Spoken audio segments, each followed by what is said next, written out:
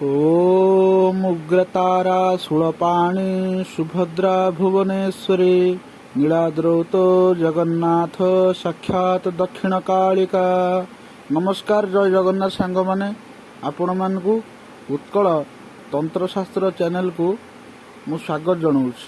आज आम आलोचना करवा आमर ओडिशार पुरातन साबर मंत्र जहाँकि ओडिशार तालपत्र पोथीर विद्या गुप्त साबर मंत्र जहाँकि स्वयं सिद्ध मंत्र स्वयं सिद्ध साबर विद्या। दर्शक बंधु, जदि आपण मैंने आम चैनल नुआ अच्छा ताहले आम चैनल टी लाइक कर दिंतु, सब्सक्राइब करूँ, जहाद्वारा कि आमे मैंने अपलोड करुवा वीडियो सब आपण पाखे नोटिफिकेशन माध्यम पहुँचब।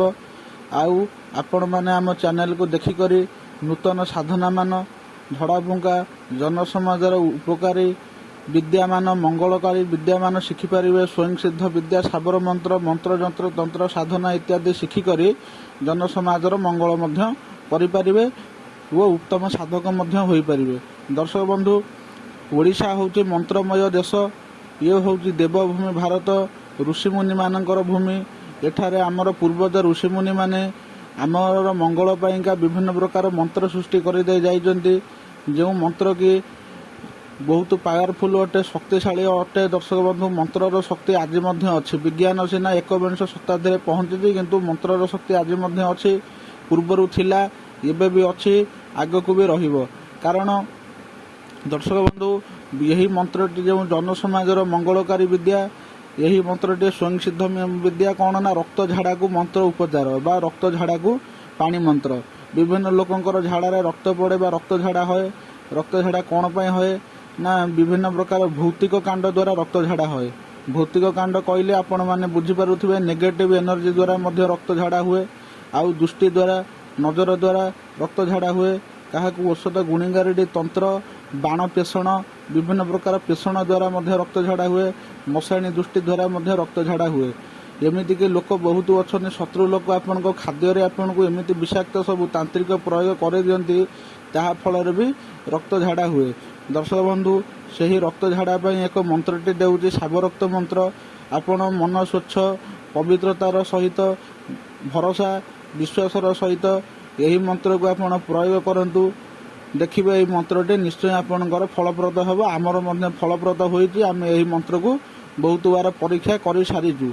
यही मंत्रटी स्वयं सिद्ध अटे। जदि आपण यही मंत्र अधिक शक्तिशाली करने चाहते ताहले मंत्रटी की आपण कौन करेंगे, अमावास्या पूर्णिमा संक्रांति चंद्रग्रहण सूर्यापराग धूप दीप लगाई करी आपण पूर्व दिग को मुख कर भोग जा पाइबे माँ कामाख्या नाँ यही मंत्र को जप कर दिंतु। 108 थर यही मंत्र जप कले आपणकर सिद्ध हो। आपण रोगी की कौन करेंगे, जो रक्त झाड़ा हम यही मंत्र आप पानी मंत्रई पारे, लुण मंत्रईकी दे पारे। थरे पढ़े 3 थर फुंके, 7 थर पढ़ी 21 थर फुंके।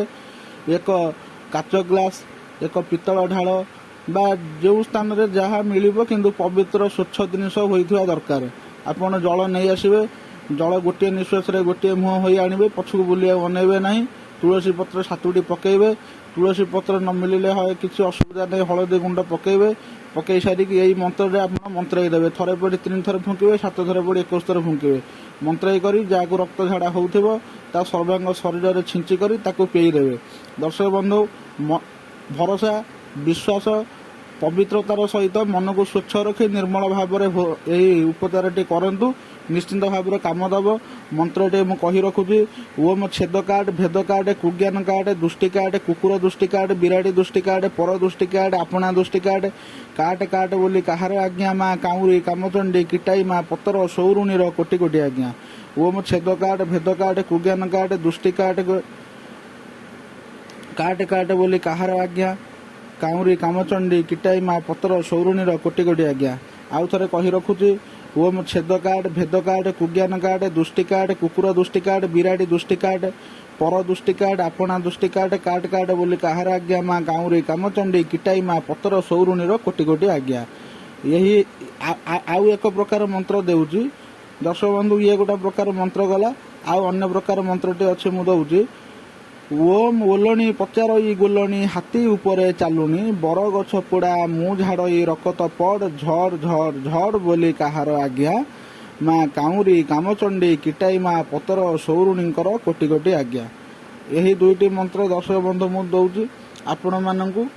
ଚ୍ୟାନେଲ ସ୍କ୍ରିନରେ ଶୋ କରିଦେବି। ଆପଣମାନେ ଏକ ଖାତା ଆଉ ଡାଏରୀରେ ଏହି ମନ୍ତ୍ରଟି ଯାହାକୁ ଯାହା ମିଳୁଛି ଲେଖି ରଖନ୍ତୁ। ସଠିକ୍ ଭାବରେ ଉଚ୍ଚାରଣ କରନ୍ତୁ, ଯେମିତି କିଛି ଭୁଲ ନ ହେବ। ସଠିକ୍ ଭାବରେ ମନ୍ତ୍ରଟି ଉଚ୍ଚାରଣ କରନ୍ତୁ, ଜନସମାଜର ଉପକାର କରନ୍ତୁ, ମଙ୍ଗଳ କରନ୍ତୁ। ଏହି ମନ୍ତ୍ରକୁ ଶିଖିବା ଦ୍ୱାରା ଆପଣମାନଙ୍କର କୌଣସି ଅପକାର ହେବ ନାହିଁ। ଆପଣମାନେ ଏହି ମନ୍ତ୍ରଟି ସମସ୍ତେ ଶିଖିପାରିବେ, କିଛି ଅସୁବିଧା ନାହିଁ। ଏହି ମନ୍ତ୍ରଟିକୁ ମୁଖସ୍ଥ କରିଦିଅନ୍ତୁ, ସମସ୍ତେ ଶିଖିପାରିବେ ଓ ଜନସମାଜର ଉପକାର କରିପାରିବେ। ରହିଲି, ଜୟ ଜଗନ୍ନାଥ, ନମସ୍କାର ଦର୍ଶକ ବନ୍ଧୁ।